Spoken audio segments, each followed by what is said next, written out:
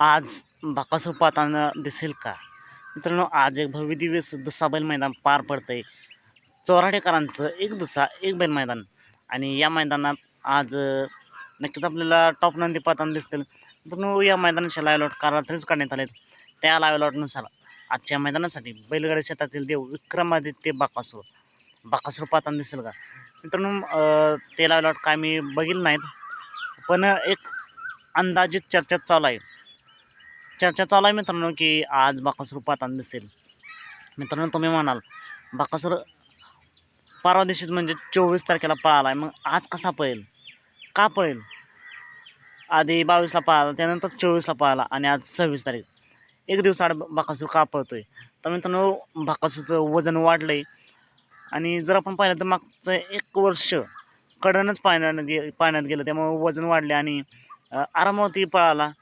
आणि त्यामुळे नक्कीच थोडंसं स्पीड कमी झालं आहे वजन वाढल्यामुळे.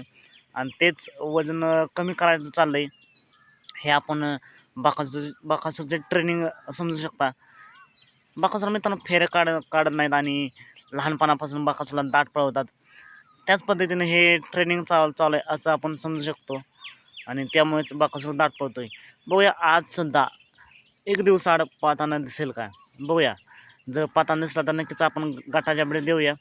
आणि मित्रांनो, जर तुम्हाला माहीत असेल, तुम्ही जर लाईव्ह लॉट बघितले असतील, तर कोणत्या गटामध्ये पाहताना दिसेल का नाही हे देखील कमेंट करून सांगा. आजच्या मैदानासाठी येणाऱ्या सर्वच नंदींना खूप साऱ्या शुभेच्छा. मित्रांनो, अशाच फिक्स अपडेट जाणून घेण्यासाठी आत्ताच आपल्या चॅनलला सबस्क्राईब करा, लाईक करा, शेअर करा. चला तर मग भेटूया पुन्हा एकदा नवीन अपडेट्स भन्नाट अशा नवीन व्हिडिओमध्ये.